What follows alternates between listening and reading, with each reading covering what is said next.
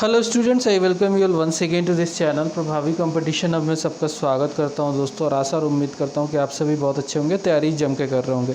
दोस्तों, जो हमारी अरिहंत की ये सीरीज चल रही है सब्जेक्टिव वाली, इसमें हम लोग पॉलिटी की ऑलरेडी एक वीडियो कवर कर चुके हैं। इसके अलावा हिस्ट्री, ज्योग्राफी तो कवर्ड ही है। तो चलिए स्टार्ट करेंगे पॉलिटी में ही आगे। ठीक है, चैनल पर अगर आप नए हैं तो ज़रूर सब्सक्राइब कीजिए, बेल आइकन को प्रेस कीजिए ताकि हमारे लेटेस्ट वीडियोज़ का नोटिफिकेशन आपको मिलता रहे। तो आज का जो टॉपिक होने वाला है वो evolution of states and union territory and इसके फर्दर आगे के टॉपिक्स हम लोग सिटीजनशिप वगैरह कवर करेंगे। तो ऐसे ही लगातार वीडियोस देखते रहिए। बहुत सारा कंटेंट है लूसेंट का, सब्जेक्टिव, ऑब्जेक्टिव, घटना चक्र के पिक्टोरियल, वन लाइनर, बहुत सारी किताबें हम कवर कर चुके हैं। ठीक है, आप जाइए प्ले लिस्ट पे एक बार चेक कीजिए।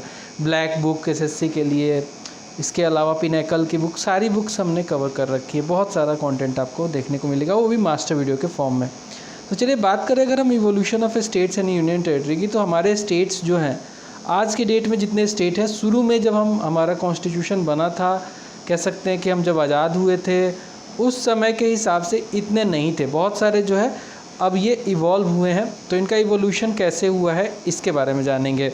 तो धर कमीशन एक बैठी थी। धर कमीशन को इसलिए बैठाया गया था ताकि स्टेट्स का जो है रीऑर्गेनाइजेशन किया जा सके, उस पर ये इनको सजेशन देना था। तो धर कमेटी जो थी, कमीशन जो था, द कॉन्स्टिट्यूएंट असेंबली के द्वारा अपॉइंट किया गया था। इसके हेड थे एस.के. धर। कौन थे? एस.के. धर इसके हेड थे। और ये जून 1948 में अपॉइंट किया गया था ताकि स्टडी की जा सके फिजिबिलिटी कि भाई क्या जो है फिजिबिलिटी है कि रीऑर्गेनाइजेशन हो सकता है कि नहीं स्टेट्स का, लिंग्विस्टिक बेसिस पे। किस बेसिस पे? लिंग्विस्टिक बेसिस पे, कि भाई भाषाई आधार पे स्टेट्स का रीऑर्गेनाइजेशन करना हो तो क्या ये पॉसिबल है कि नहीं।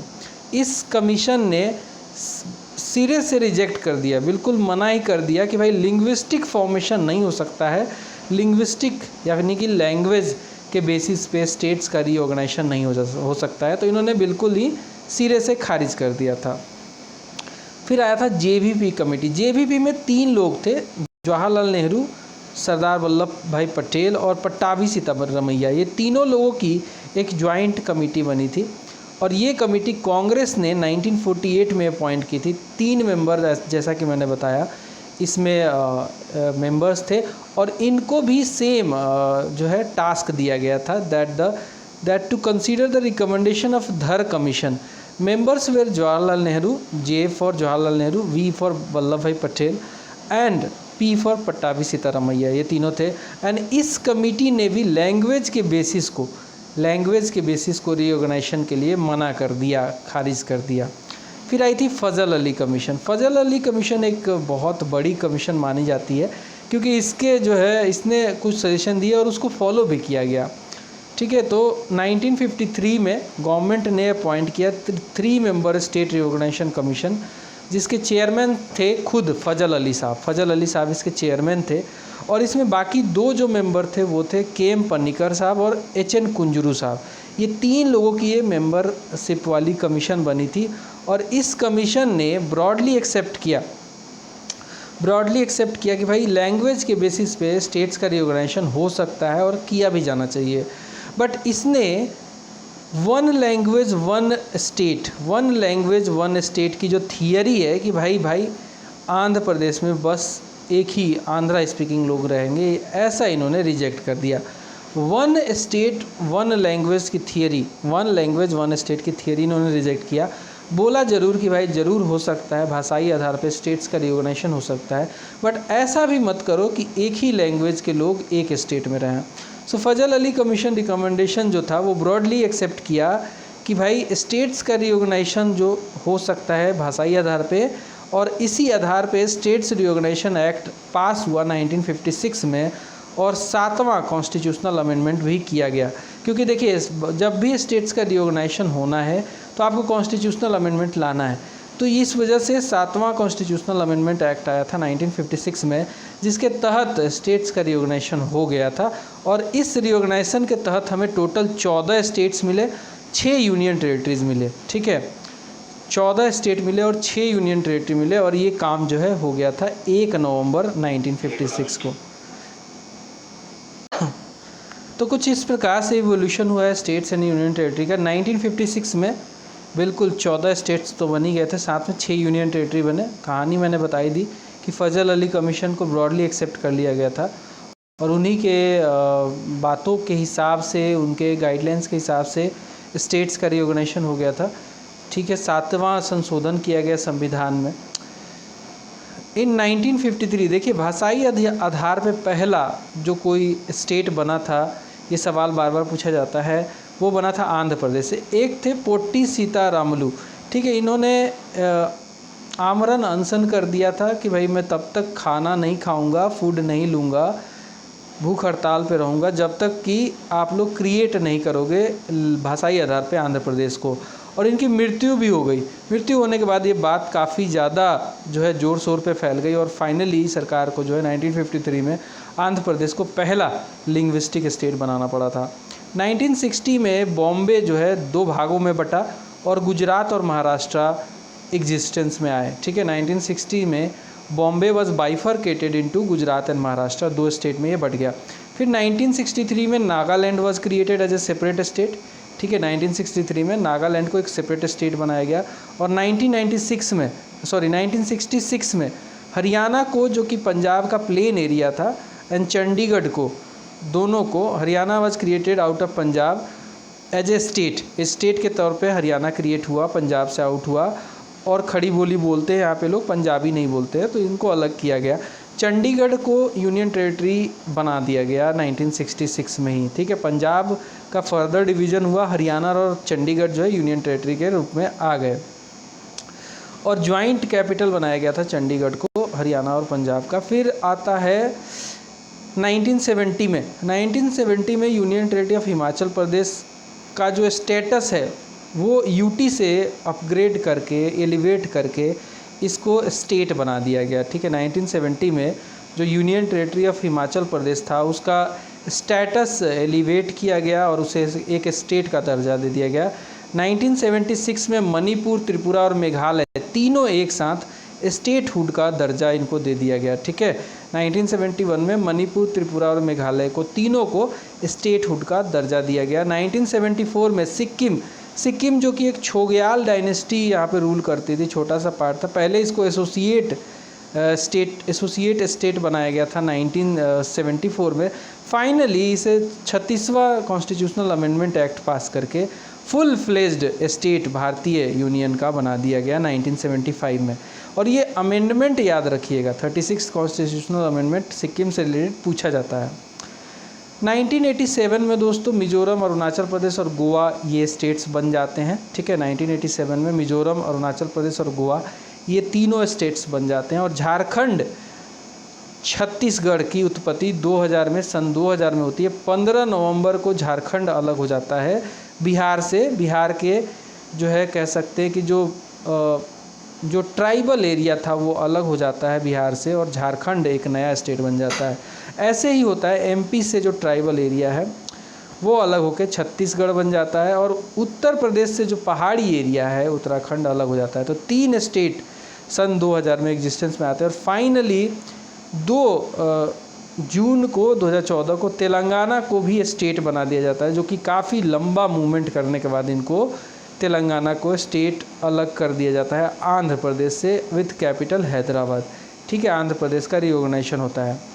फिर आखिरी में देखेंगे तो 31 अक्टूबर 2019 को जम्मू एंड कश्मीर का जो स्टेटहुड का दर्जा था उसको ख़त्म कर दिया गया था, जो वहाँ पे आर्टिकल 370 को भी ख़त्म किया गया और इस स्टेट को तोड़ के 2 यूनियन टेरिटरी में बांट दिया गया। यूनियन टेरिटरी ऑफ जे.एंड.के जिसका खुद का लेजिस्लेचर और यूनियन टेरिटरी ऑफ लद्दाख जिसका खुद का लेजिस्लेचर नहीं है।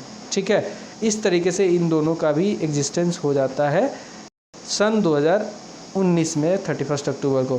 फिर आता है 26 जनवरी सन 2020 को 2 union territory of Daman and Diu और union territory of Dadar and Nagar Haveli, इन दोनों को मर्ज करके एक सिंगल यूटी बना दिया जाता है और इसका नाम रख दिया जाता है union territory of Daman and Diu and Dadar and Nagar Haveli. अब हम बात करें अगर यूनियन टेरिटरीज़ की, तो टोटल हमारे पास आप देख सकते हैं Jammu and Kashmir, Ladakh, national capital territory of Delhi जिसका खुद का लेजिस्लेचर भी है, पौंडीचेरी का भी लेजिस्लेचर है खुद का, और जम्मू एंड कश्मीर का है। लद्दाख का खुद का लेजिस्लेटिव असेंबली नहीं है। अंडमान एंड निकोबार एक यूनियन टेरिटरी है। They are all these are headed by lieutenant governor, यहाँ पे लेफ्टिनेंट गवर्नर रहते हैं। जबकि दमन एंड दीव, दादरा एंड नागर हवेली के कॉमन जो है एडमिनिस्ट्रेटर हैं। 26 जनवरी को देखिए 2020 में यूनियन टेरिटरी दोनों को मर्ज किया गया था, पहले भी हमने देखा इसको, दादर एंड नागर हवेली और दमन एंड दीव को। वही बात करें हम लक्षद्वीप की, चंडीगढ़ की, so they are also governed by an administrator, but lieutenant governor नहीं होते हैं, एडमिनिस्ट्रेटर के द्वारा गवर्न किया जाता है इनको।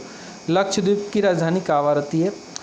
जम्मू एंड कश्मीर, दिल्ली एंड पौंडीचेरी, ये 3 ऐसे यूटी हैं जिनके खुद के लेजिस्लेटिव असेंबली है। बहुत इंपॉर्टेंट ये एस्पेक्ट है, आप याद रखेंगे। जम्मू एंड कश्मीर है, इसके अलावा दिल्ली है और इसके अलावा पौंडीचेरी, ये 3 ऐसे यूनियन टेरिटरी है जिनके खुद की लेजिस्लेटिव असेंबली है। इसके अलावा there are total 8 union territories, जिसमें दिल्ली है, पौंडीचेरी है नंबर 2 पे, Dadar and Nagar Haveli, Daman and Diu number 3 पे, ठीक है। ये फिर चंडीगढ़ 4वें नंबर पे है, फिर 5वें पे लक्षद्वीप, 6ठे पे अंडमान निकोबार आइलैंड समूह है, जम्मू एंड कश्मीर है और लद्दाख है। फिर आता है कि भाई 69th कॉन्स्टिट्यूशनल अमेंडमेंट एक्ट जो आया था 1991 में, ठीक है, 1991 में आया था ये, दिल्ली को स्टेटस दिया गया था national capital territory of India का। तो चलिए दोस्तों, हम अपना अगला टॉपिक देखते हैं, सिटीजनशिप। भारत में नागरिकता जो है दोस्तों किस तरीके से मिलती है और किस तरीके से छीन ली जा सकती है, उसका पूरा हमारे संविधान में प्रावधान है। एंड सिटीजनशिप में उसको डील किया गया है। सिटीजनशिप जो है चैप्टर 2 में आता है, चैप्टर 2 में आता है संविधान में, जो पार्ट है, पार्ट 2 में आता है। और इसमें जो आर्टिकल्स है जो कि एक्सक्लूसिवली डील करते हैं सिटीजनशिप को, 5 नंबर आर्टिकल से लेकर 11 नंबर आर्टिकल के बीच में पूरा डिस्कशन हुआ है।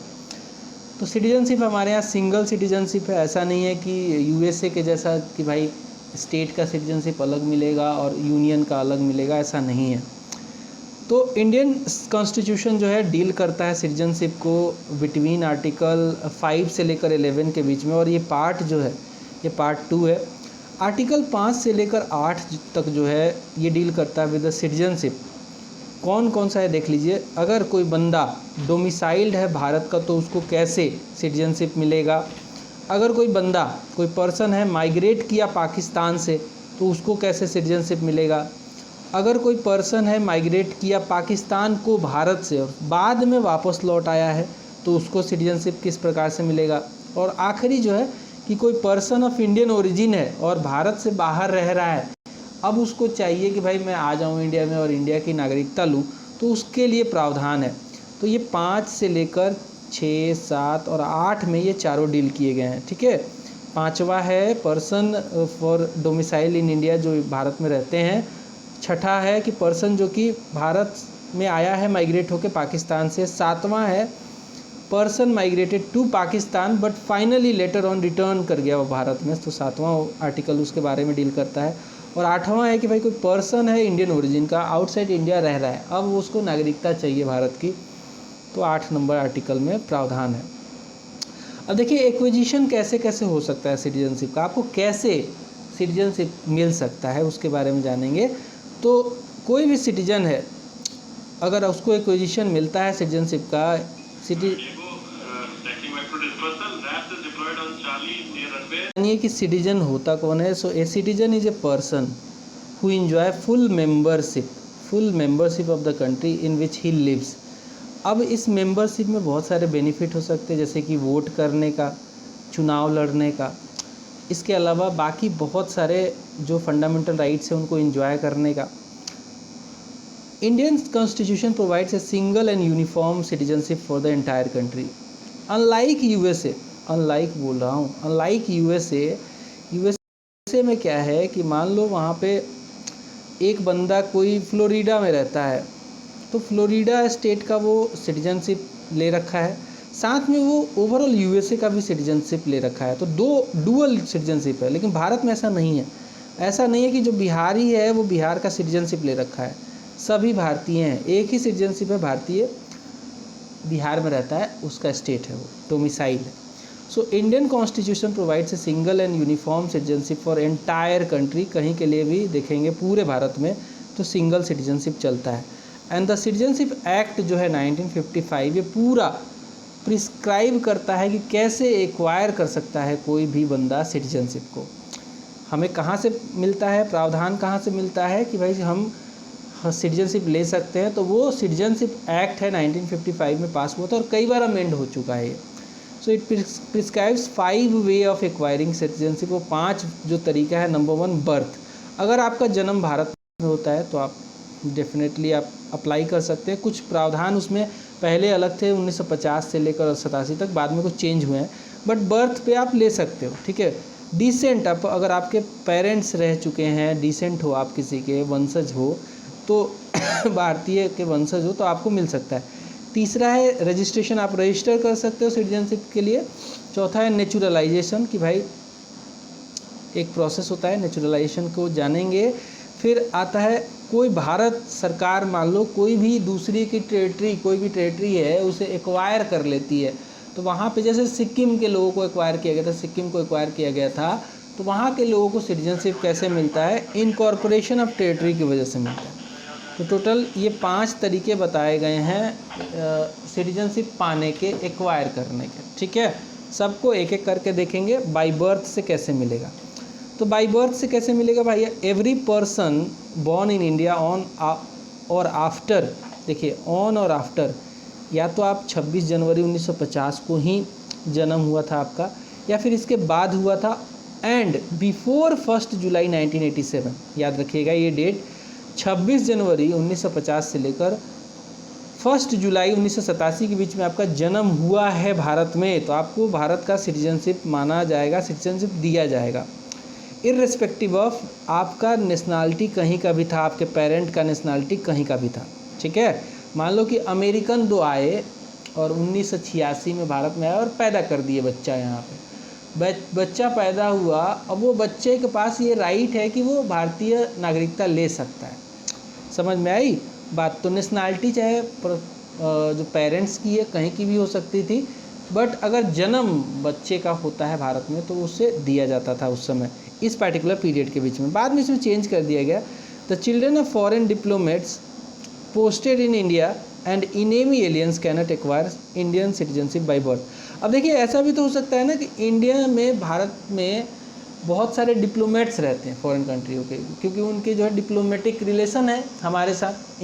जो एम्बेसीज़ हैं बहुत सारी हमारे देश में लगी हुई हैं, दिल्ली में जाना कभी एम्बेसीज़ का एक खजाना मिलेगा आपको।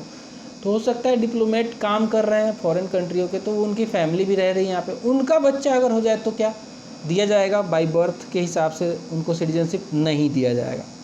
या फिर कोई इनेमी एलियन रह रहा है, उसका भी बच्चा यहाँ पे हो गया तो उसको भी नहीं दिया जाएगा। फिर आता है दूसरा तरीका सिटीजनशिप एक्वायर करने का, ये है descent. So a person born outside India, मान लो किसी भी व्यक्ति का जन्म, पर्सन का जन्म आउटसाइड इंडिया होता है ऑन और आफ्टर 26 जनवरी 1950 से लेकर बट बिफोर 10 दिसंबर 1992 के बीच में, इस बीच में डेट याद रखना, they are citizen of India by descent if their father was a citizen of India at the time of their birth. ठीक है, इसमें कंडीशन ये था कि भाई आपके फादर जो हैं वो इंडियन सिटीजन होल्ड करके रखे हैं, बट आपका जन्म भारत से बाहर में हो गया इस पीरियड के बीच में, तब भी आपको सिटीजनशिप दे दिया जाएगा डिसेंट की वजह से, कि भाई आपके फादर तो इंडियन थे, तो आपका जन्म चाहे अमेरिका में हो जाए, कहीं भी हो जाए, कनाडा में हो जाए, नामीबिया में हो जाए तो आपको सिटीजनशिप दिया जाएगा भारत का, ये प्रावधान था। ठीक है, अगला प्रावधान है बाई रजिस्ट्रेशन। अब देखिए रजिस्ट्रेशन कौन कौन करा सकता है, समझ लीजिए। सेंट्रल गवर्नमेंट ने जो है रजिस्ट्रेशन के लिए किया है, ठीक है, कि भाई प्रावधान है आपके जो सिटीजनशिप एक्ट है 1955 में। So the central government may on an application register as a citizen of India any person if he belongs to any of the following categories, कोई भी बंदा है और इस पार्टिकुलर कैटेगरी से बिलोंग करता है, एप्लीकेशन डाला उसने रजिस्ट्रेशन के लिए, तो सेंट्रल गवर्नमेंट उसे सिटीजनशिप दे सकती है। वो कौन कौन से बंदे हैं, तो कोई भी बंदा अगर भारत में भारतीय ओरिजिन का है, और भारतीय ओरिजिन का होना मतलब कि भारतीय मूल का मतलब कि इंडियन है, सिटीजनशिप नहीं है उसके पास, लेकिन कहीं भारत में आके अब वो रह रहा है 7 साल से, भारत में आके वो 7 साल से रह रहा है, तो उसे जो है भारतीय नागरिकता का जो है रजिस्ट्रेशन करने का हक है और कर सकता है, उसे मिल भी सकता है। A person of Indian origin who is ordinarily resident in any country or place outside undivided India, Indian origin का है और रह रहा है कहीं और, अभी किस तरीके से, ऑर्डिनरली, वहाँ पे सिटीजनशिप नहीं ले रखा है, ठीक है, आउटसाइड अनडिवाइडेड इंडिया रह रहा है। अनडिवाइडेड इंडिया का मतलब है कि भारत पाकिस्तान एक था, तो अब पाकिस्तान में रह रहा है तो नहीं मिलेगा। अनडिवाइडेड इंडिया के आउटसाइड मतलब कि भारत पाकिस्तान से बाहर कहीं रह रहा है और आके अब रजिस्ट्रेशन करना चाहता है तो उसे भी मिल सकता है। Persons who are married to citizen of India, कोई बंदा है, कोई बंदी है, भारतीय से शादी कर लिया एंड 7 साल से भारत में रह रहा है, तब भी उसको सिटीजनशिप दिया जा सकता है।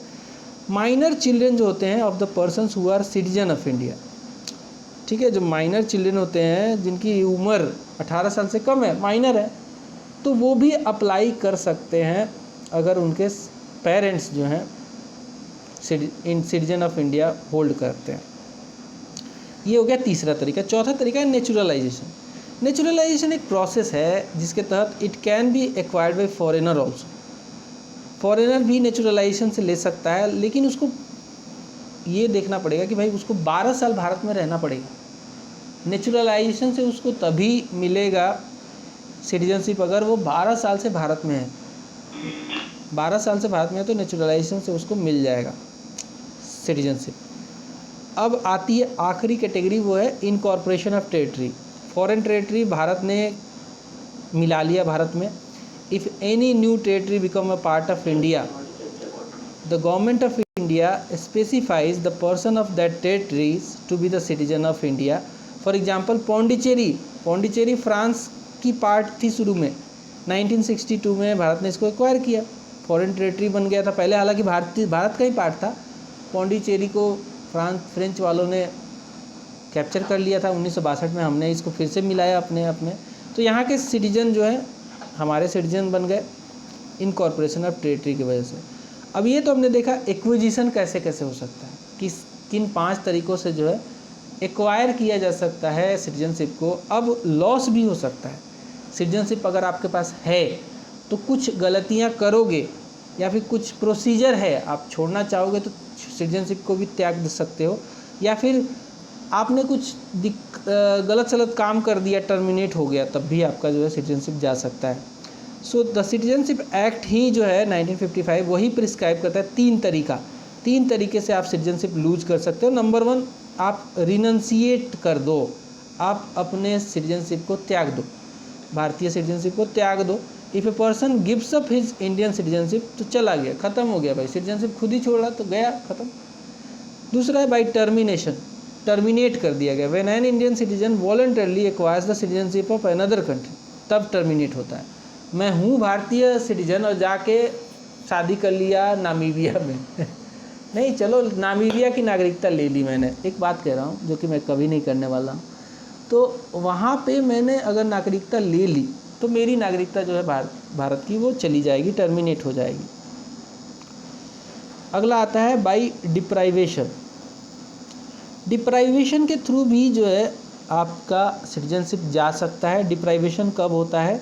जब आप इनेमी को हेल्प करते हो, जब आप वार के समय भारत लड़ रहा है वार किसी देश के साथ और उसी देश को आप सपोर्ट कर देते हो, इन्फॉर्मेशन देते हो, हेल्प करते हो, तो आपका जो है डिप्राइवेशन हो जाएगा, आपका सिटीजनशिप छीन लिया जाएगा। So deprivation of citizenship by the government of India on the basis of acquisition of citizenship by fraud. अगर आपने भारतीय सिटीजनशिप फ्रॉड से ले ली, डॉक्यूमेंट गलत सलत जमा कर दिया, गलत इन्फॉर्मेशन दिया, फ्रॉड किया और आपको मिल गई भारतीय नागरिकता, तो उसको छीना जा सकता है, फ्रॉड से हुआ है तो।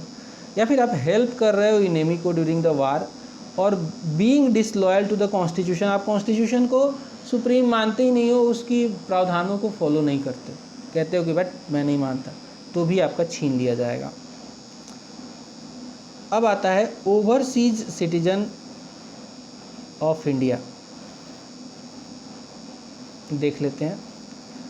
तो देखिए ओवरसीज सिटीजन ऑफ इंडिया का भी प्रावधान है भारत में। सिटीजनशिप एक्ट जो है it has been amended in 2003 में अमेंड किया गया था, by which people of Indian origin of 16 specified countries, 16 ऐसी कंट्रियों को चुना गया था जिनके जो बंदे हैं मतलब भारतीय ओरिजिन के, वो हमें जो है हमारे यहाँ ओवरसीज सिटीजन ऑफ इंडिया का जो है प्रावधान ले सकते हैं, उसके लिए रजिस्टर कर सकते हैं। लेकिन इसमें पाकिस्तान बांग्लादेश जो है नहीं रखा गया।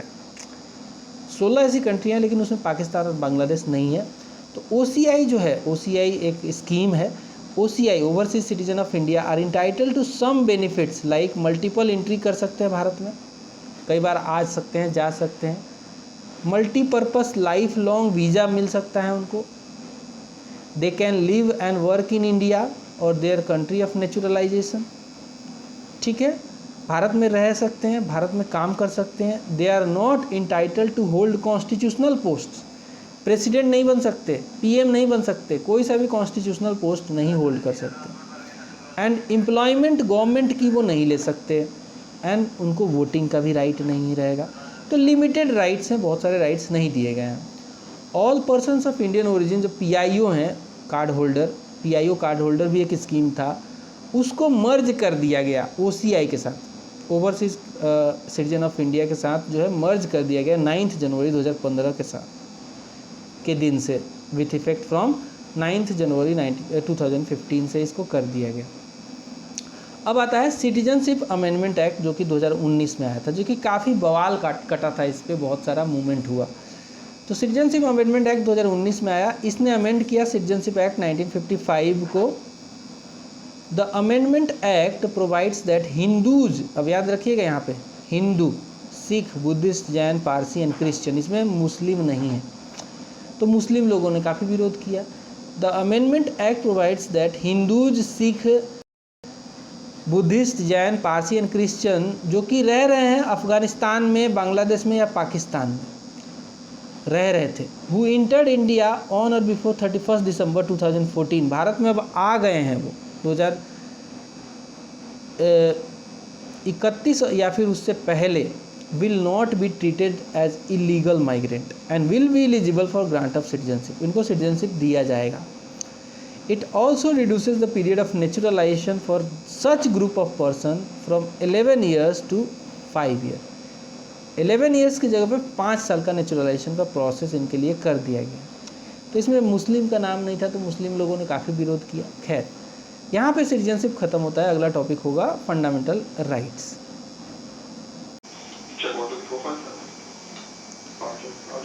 सो friends, we will cover now fundamental rights. Fundamental rights बहुत इंपॉर्टेंट हो जाता है किसी भी एग्ज़ाम पर्सपेक्टिव से। पॉलिटी के अंदर से बहुत क्वेश्चन पूछे जाते हैं। देखिए, फंडामेंटल राइट ना इतना इम्पॉर्टेंट है, इतना बेसिक राइट होता है कि किसी भी सिटीजन को ये देना ही चाहिए। बेसिक राइट्स होते हैं जैसे right to life, right to liberty, ठीक है, राइट टू इक्वालिटी। तो ये सब जो राइट्स हैं, राइट टू रिलीजियस फ्रीडम, ये राइट्स ऐसे राइट्स हैं जो कि बिल्कुल बेसिक राइट्स हैं, इसी इतने इम्पॉर्टेंट हैं कि इनको फंडामेंटल राइट बोल दिया गया है। ठीक है, फंडामेंटल राइट बोल दिया गया। तो टोटल अभी 6 फंडामेंटल राइट हैं। अर्लियर जब संविधान बना था तो 7 फंडामेंटल राइट थे, बट एक जो राइट टू प्रॉपर्टी था उसको इतना इम्पॉर्टेंट संविधान ने माना नहीं और उसको डिलीट कर दिया गया 44वें संशोधन के साथ। तो खैर, स्टार्ट करते हैं, एक एक करके देखेंगे। Right to equality. Right to equality देखिए, अब इसको खाली एक आर्टिकल में तो नहीं डील किया जा सकता। राइट टू इक्वालिटी में बहुत सारी चीज़ें हो सकती है। इक्वालिटी इन टर्म्स ऑफ कि भाई कोई आपको डिस्क्रिमिनेट ना करे, पब्लिक जगह पे जाने से ना रोक दे, या फिर कह सकते हैं कि बहुत सारे ऐसे राइट्स हैं जैसे कि सबके लिए समान बिल्कुल होना चाहिए। ठीक है, तो आर्टिकल 14 से लेकर 18 के बीच में इसको डील किया गया है। आर्टिकल 14 कहता है equality before law and equal protection of law. देखिए, दोनों जो है ना, equality before law and equal protection of law, इसका मतलब ये है कि चाहे रिच हो चाहे पुअर हो, चाहे किसी भी जात पात से बिलोंग करता हो, कानून के सामने वो सिमिलर माना जाएगा भाई। एक रिच पे जो कानून लगेगा वही पुअर पे लगेगा। ऐसा नहीं है कि रिच के लिए अलग प्रावधान होगा, पुअर के लिए अलग होगा। तो equality before law and equal protection of law article 14 में डील किया गया है। वही बात करें 15 में, तो 15 का जो सब्जेक्ट मैटर है that is prohibition of discrimination on grounds of religion, race, caste, sex, place of birth. कहने का मतलब है कि अगर मान लो मैं हिंदू हूँ, कोई मुस्लिम है, कोई क्रिश्चियन है, कोई सिख है, कोई ईसाई है, कोई भी है, ठीक है, तो ऐसा नहीं होगा कि मेरे लिए कुछ चीज़ें नहीं मिलेंगी और उस पार्टिकुलर रिलीजन वाले को मिलेगी, ऐसा नहीं हो सकता है। तो ये ग्राउंड याद रखना, ग्राउंड कई बार पूछ लेता है कि देखिए डिस्क्रिमिनेशन सिर्फ इन ग्राउंड पे नहीं होगा, सिर्फ इन्हीं ग्राउंड पे नहीं होगा, बाकी ग्राउंड पे डिस्क्रिमिनेशन हो सकता है, ध्यान रखिएगा। So prohibition of discrimination on grounds of religion number 1, number 2 race, काला गोरा, number 3 caste, number 4 sex, number 5 place of birth. इन 5 ग्राउंड पे आपके साथ डिस्क्रिमिनेशन नहीं होगा, ये आर्टिकल 15 में कहा गया है। आर्टिकल 16 कहता है पब्लिक एम्प्लॉयमेंट, मतलब सरकारी नौकरियां जो होती है, पब्लिक एम्प्लॉयमेंट, सरकारी एम्प्लॉयमेंट, पब्लिक नौकरी जो है उसमें जो है इक्वालिटी ऑफ अपॉर्चुनिटी होना चाहिए। ऐसा नहीं कि भाई एक बंदे को तो आप बना दो डीएम, यूपीएससी का एग्ज़ाम क्लियर करेगा तो फलाना आदमी ही करेगा, फलाना रेस ही करेगा, फलाना जात ही करेगा, ऐसा नहीं हो सकता ना। तो अपॉर्चुनिटी सबके लिए बराबर हो। Equality of opportunity in matter of public employment is the matter, subject matter of article 16। और सबसे इम्पॉर्टेंट अनटचेबिलिटी, जिसको गांधी जी बहुत बुरा मानते थे, गांधी जी इसके अगेंस्ट में खड़े हो जाते थे। अनटचेबिलिटी सबसे पहले बोला था गांधी जी ने कि ये अभिशाप है, इसको ख़त्म करना ही चाहिए, और ख़त्म हुआ संविधान में आर्टिकल 17 के द्वारा। सो एबोलिशन ऑफ अनटचेबिलिटी क्या होता है कि भाई आपको कोई पार्टिकुलर कास्ट के बंदे को, पार्टिकुलर रिलीजन के बंदे को, पार्टिकुलर जैसे नीची जाति कहते हैं ना, नीची जाति का आदमी है, इसको तो भाई कुएं पे पानी नहीं पीने देंगे।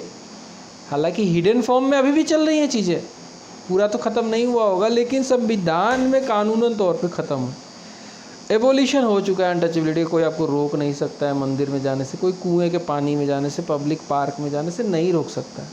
कह सकते हो आप कि आर्टिकल 17 जानते हो तुम, ठीक है। अगला है एबोलिशन ऑफ टाइटल्स। जो पहले टाइटल्स दिए जाते थे अंग्रेजों के द्वारा, बहुत टाइटल दिए गए, राय बहादुर, राय रियान, ऐसे बहुत सारे टाइटल्स दिया जाता था, वो टाइटल्स ख़त्म कर दिया गया आर्टिकल 18 में। अब ऐसा नहीं राय बहादुर, राय रियान घूम रहे हैं टाइटल लेके, अलग रुतबा लेके चल रहे हैं कि भाई अंग्रेज़ों ने दे दिया है हमें, ये सब ख़त्म हो चुका है, ठीक है।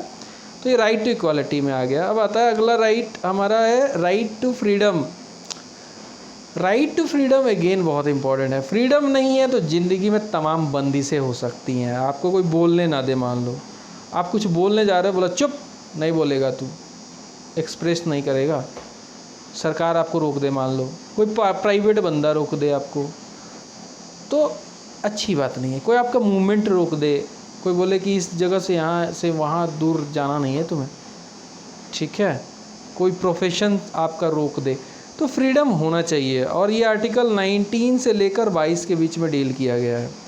आर्टिकल 19 जो है उसमें 6 फंडामेंटल राइट्स हैं, पहले 7 हुआ करते थे। राइट टू प्रॉपर्टी भी इसी में हुआ करता था कि भाई आप होल्ड कर सकते हो प्रॉपर्टी, आप अपने नाम पे रख सकते हो, उसे तो ख़त्म कर दिया गया, 2 जगह से हटाया गया, आर्टिकल 33, ठीक है।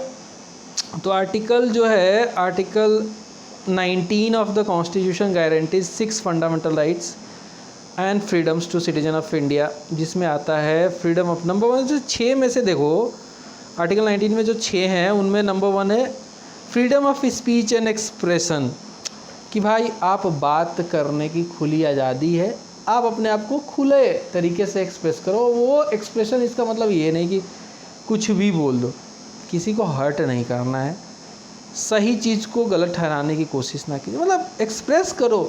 आप सरकार की पॉलिसी से खुश नहीं हो, एक्सप्रेस कर सकते हो, बट आप देश की बुराई, देश को गाली नहीं दे सकते, समझ रहे हो ना।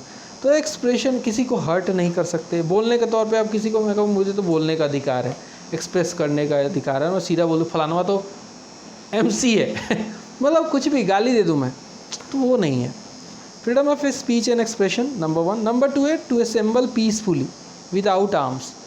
आप कहीं भी असेंबल हुई है, जैसे कि अन्ना का मूवमेंट चला था, बहुत सारे किसान आंदोलन चलते हैं, वो राइट कहाँ से आता है? पीसफुली असेंबल होने का राइट है आपके पास, आर्म्स नहीं होना चाहिए। अब ये नहीं कि एक जगह इकट्ठा हो गए, पूरे आपके हाथ में कट्टे हैं, हथियार है, वो नहीं चलेगा भाई, वो नहीं चलेगा। नेक्स्ट है टू फॉर्म एसोसिएशंस और यूनियन। आप एसोसिएशंस और यूनियन बना सकते हो, जैसे कि ट्रेड यूनियन बनना, एसोसिएशन में कॉरपोरेशंस जो होती हैं वो बनाना, कॉरपोरेशंस, ऐसी चीज़ें हो सकती है। कोऑपरेटिव सोसाइटी बनाना। अगला है to move freely throughout the territory of India. Bharat की टेरिटरी में कहीं घूम सकते हो, भारत की टेरिटरी में कहीं भी घूम सकते हो, विथ सर्टेन लिमिटेशंस हैं जो कि यहाँ पे मेंशन नहीं की गई, मैं बता देता हूँ। सर्टेन लिमिटेशंस जो हैं, रीजनेबल जिसे रिस्ट्रिक्शंस कहते हैं, कि वो पब्लिक ऑर्डर के नाम पे हो सकता है कि भाई आपके घूमने से कहीं पे पब्लिक ऑर्डर ख़राब हो जाए तो आपको नहीं घूमना है। आपके घूमने से किसी का हेल्थ ख़राब हो सकता है, आदिवासी एरिया में गए और बीमारी फैला के चले आए, वो भी नहीं हो सकता। तो सर्टेन जो है रीजनेबल रिस्ट्रिक्शंस लगती हैं आर्टिकल 19 पे। फिर आता है टू प्रैक्टिस एनी प्रोफेशन और to carry any occupation, trade या बिजनेस। आप अपनी मर्जी का कोई भी ऑक्यूपेशन कर लो भाई, कोई दिक्कत। अब इसका मतलब ये नहीं कि गांजा बेचने लग गए जिससे पब्लिक हेल्थ को लॉस पहुंचे, वो नहीं कर सकते, ठीक है। प्रोफेशन के नाम पे आप कुछ भी नहीं कर सकते, बट हाँ कुछ भी कर सकते हो जिससे पब्लिक को नुकसान ना हो, पब्लिक ऑर्डर ना बिगड़े, बीमारियां ना फैले। So the state can impose reasonable restrictions. Reasonable restrictions हो सकता है, लगाया जा सकता है। कौन इम्पोज कर सकता है? स्टेट। स्टेट का मतलब यहाँ पे कोई यूपी बिहार की बात नहीं की जा रही है, यहाँ पे बात की जा रही है भारत सरकार की। So state can impose reasonable restrictions on the exercise of these rights on the ground of security of state. कि मान लो आप कुछ ऐसा कर रहे हो, बात कर रहे हो, ऐसी ही बात कर रहे हो जिससे कि आप भारत का कोई सीक्रेट इन्फॉर्मेशन ही एक्सप्रेशन में लीक कर दिए तो वो पॉसिबल नहीं है। आप किसी देश के बारे में बोलना शुरू कर दिए और वो देश प्रोवोकेट कर गया और भारत पे हमला कर दिया, बड़े पर्सनालिटी हो मान लो आपने, तो वो भी नहीं करना है। तो सिक्योरिटी ऑफ स्टेट जो है खतरे में नहीं आनी चाहिए। And also friendly relation with the foreign state आपका बिगड़ना नहीं चाहिए। अब मैं मान लो कि USA के साथ हमारा अच्छा रिलेशन है, रसिया के साथ हमारा अच्छा रिलेशन है, और मैं एक बड़ी पर्सनालिटी हूँ भारत का, मैं कहूँ कि मुझे तो फ्रीडम है स्पीच और एक्सप्रेशन का, तो और मैं गाली देने लग जाऊँ USA को, USA तो नाराज़ हो जाएगा भाई देश से, तो वो नहीं करना है। पब्लिक ऑर्डर को लेकर भी आपके घूमने फिरने से पब्लिक ऑर्डर डिस्टर्ब हो रहा है। मान लो कि मैं बड़ी पर्सनालिटी हूँ, मैं कहूँ कि कहीं भी मैं फ्रीली मूव कर सकता हूँ, लेकिन मैं इतनी बड़ी पर्सनालिटी हूँ कि मैं जहाँ जा रहा हूँ वहाँ पे चक्का जाम हो जा रहा है, लोग आक्रोशित हो जा रहे हैं, सड़कें व्यवस्थाएं डिस्टर्ब हो जा रही हैं, तो वो पब्लिक ऑर्डर के नाम पे आप पे रिस्ट्रिक्शन लगाया जा सकता है कि भाई आप नहीं घूमिएगा, आप चुपचाप बैठ जाइए। Decency, morality, concept of code, defamation, ये सब ग्राउंड है रीजनेबल रिस्ट्रिक्शन के। अगला आर्टिकल आता है इसी में, राइट टू फ्रीडम में, protection in respect of conviction for offences.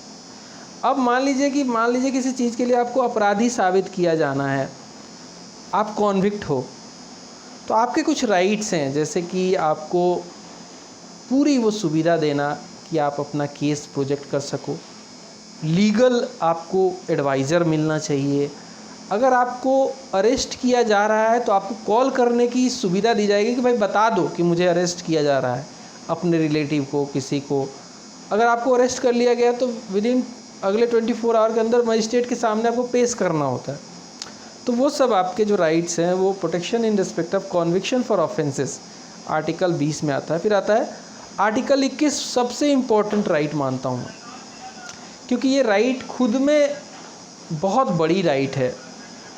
खाली right to life and personal liberty नहीं है, लाइफ का मतलब मतलब एनिमल लाइफ नहीं होता है। लाइफ का मतलब है कि भाई रेस्पेक्टफुल लाइफ जियो, इसके लिए आपके पास प्रॉपर फूड की फैसिलिटी होनी चाहिए, मतलब ऑक्यूपेशन आपके पास होना चाहिए।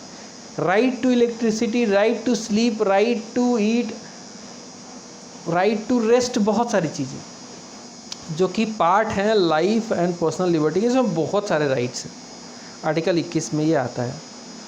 एक आर्टिकल ऐड किया गया था बाद में, आर्टिकल 21A कहते हैं इसको। ये भी एक बहुत इंपॉर्टेंट फंडामेंटल राइट हो जाता है कि भाई states that it states, article 21A states कहता है दैट द स्टेट, अब यहाँ पे स्टेट अगेन मैं बोलूँगा, यूपी बिहार की बात नहीं कर रहे हम लोग, यूपी बिहार बंगाल उड़ीसा इनकी बात नहीं कर रहे, स्टेट की बात नहीं कर रहे हम लोग। स्टेट मतलब नेशन की बात कर रहे हैं, स्टेट मतलब भारतीय सरकार की बात कर रहे हैं। That the state shall provide free and compulsory education to all children of the age group of 6 to 14, 6 से 14 साल के बच्चों के वो कंपलसरी आपको एजुकेशन देना है, वो भी फ्री देना है, बहुत इंपॉर्टेंट है। एंड ऑल्सो 22वां जो है वो protection against arrest and detention in certain cases, जिसे प्रिवेंटिव डिटेंशन भी कहते हैं। उस केसेस में कुछ प्रोटेक्शन है आपके लिए कि भाई कितने महीने तक आपको प्रिवेंटिव डिटेंशन में रखा जा सकता है, क्योंकि लगता है कि सरकार को ऐसा लगता है कि भाई आप कुछ बड़ा करने वाले हो, कोई बहुत बड़ी क्षति पहुंचा दोगे देश को, तो प्रिवेंटिव डिटेंशन हो सकता है। उसके भी राइट है कि आपको 2-3 महीने से ज़्यादा नहीं रखा जा सकता, ठीक है। अब आते हैं आर्टिकल 19 के बारे में। एक बॉक्स में लिखा गया है कि that automatically gets suspended. Article 19 जो कि जिसमें 6 फंडामेंटल राइट हैं, वो आर्टिकल 19 ऑटोमेटिकली सस्पेंड हो जाता है जब नेशनल इमरजेंसी होती है। नेशनल इमरजेंसी कब होती है भाई? जब भारत की लड़ाई किसी दूसरे देश से हो गई, नेशनल इमरजेंसी हो सकती है फॉरेन एग्रेशन पे, या फिर आर्म्ड रिबेलियन हो गया इंटरनली, तो उस केस में आर्टिकल 19 जो है सस्पेंड हो जाता है ऑटोमेटिकली। जबकि आर्टिकल 21 और 22 जो है, आर्टिकल 21 लाइफ से related, life and personal liberty, और 22 जो है डिटेंशन वाला है। It can not be suspended even during national emergency. 21-22 जो है आपकी जान कोई नहीं ले सकता भैया, आपको अरेस्ट कोई नहीं कर सकता है नेशनल इमरजेंसी के नाम पे बिना मतलब के। आपके जो राइट है वो मिलने चाहिए। आर्टिकल 21 और 22 सस्पेंड नहीं होता है अगर नेशनल इमरजेंसी भी लग जाए, तो यहाँ आर्टिकल 19 तो हो जाएगा। अब देखिए, राइट टू प्रॉपर्टी भी पहले हुआ करता था, आर्टिकल 31 में ये था, तो टोटल 7 फंडामेंटल राइट थे। इस राइट को डिलीट कर दिया गया, एक फंडामेंटल राइट को लीगल राइट कह सकते हैं बना दिया गया अंडर आर्टिकल 300A।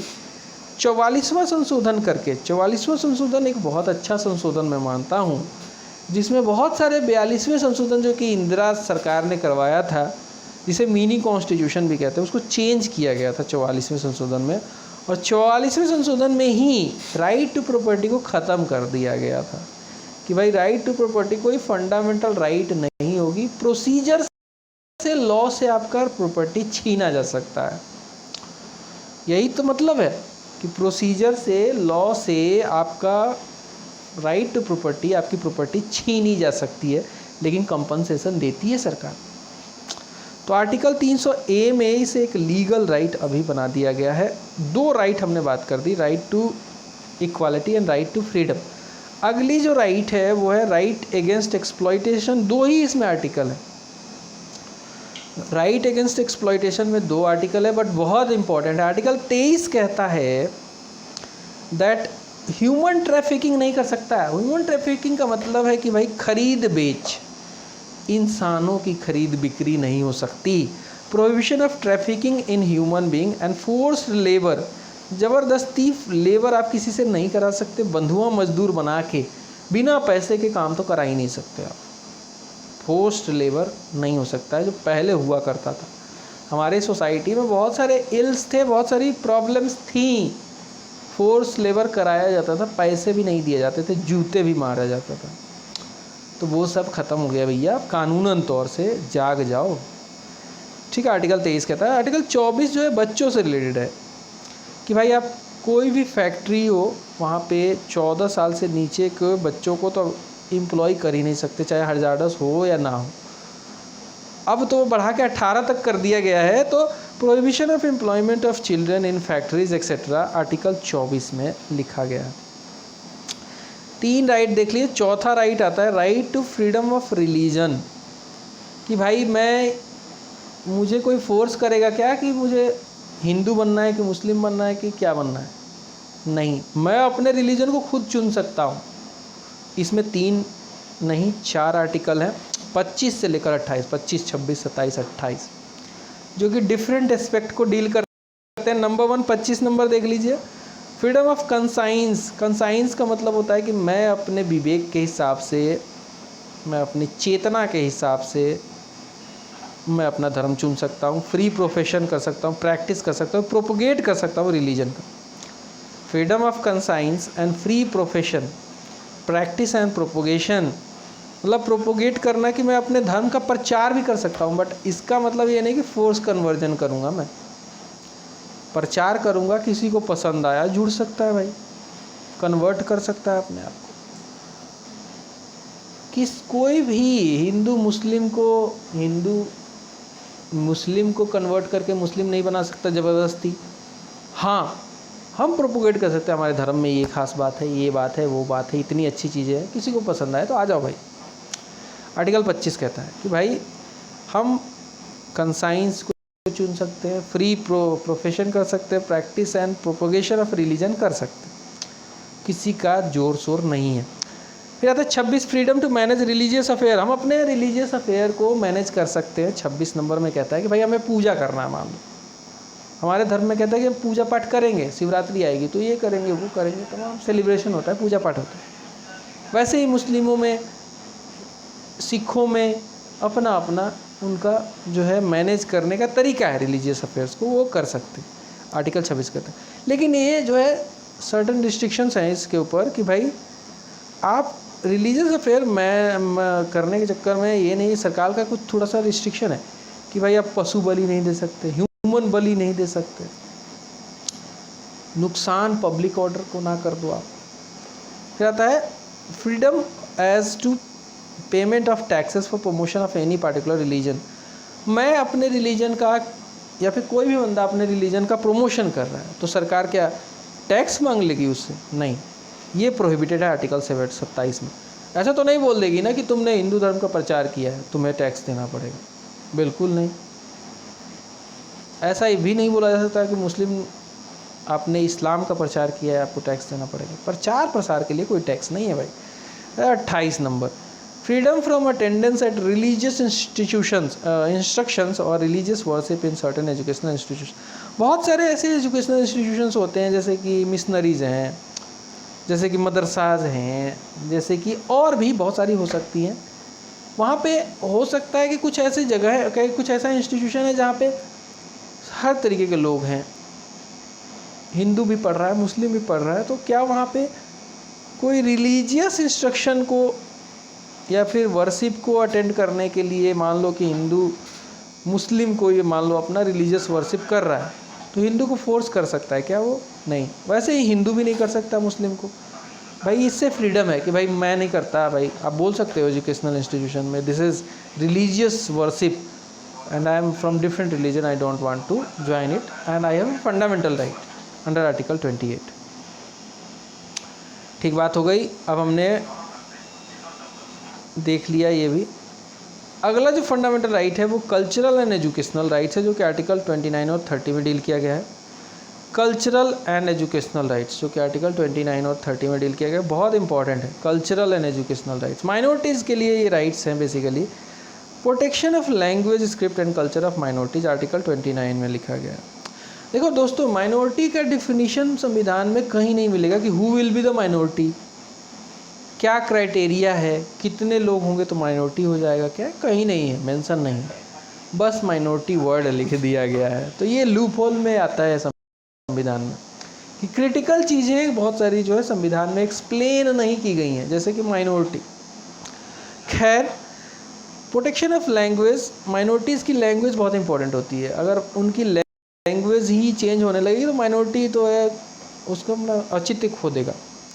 तो वो अपना लैंग्वेज, अपना स्क्रिप्ट, अपना कल्चर जो है प्रोटेक्ट कर सकते हैं ठीक है, उसको प्रिजर्व कर सकते हैं अंडर आर्टिकल 29, कोई उसे ज़बरदस्ती उसका लैंग्वेज नहीं छुड़वा सकता। Right of minorities to establish and administer educational institution, minorities खुद के अपने एजुकेशनल इंस्टीट्यूशंस लगा सकते हैं, कोई भी दिक्कत की बात नहीं है, अपने रिलीजियस इंस्टीट्यूशंस लगा सकते हैं, ठीक है, अंडर आर्टिकल 30। अब आता है राइट टू कॉन्स्टिट्यूशनल रिमेडीज़। अब देखिए ये राइट को ना बाबा साहब ने, B.R. अम्बेडकर साहब ने heart and soul of the constitution कहा था। क्यों? क्योंकि भाई आप राइट कितने भी दे दो, एक हाथ से दे के दूसरे हाथ से छीन लो तो कोई फ़ायदा नहीं है। रिमेडी होना चाहिए कि किसी ने वॉयलेट कर दिया, आपके राइट का वॉयलेशन हो गया, तो उसे रीइस्टैब्लिश करने के लिए आप कोर्ट जा सको। तो वही ये आर्टिकल है, article 32, right to constitutional remedy.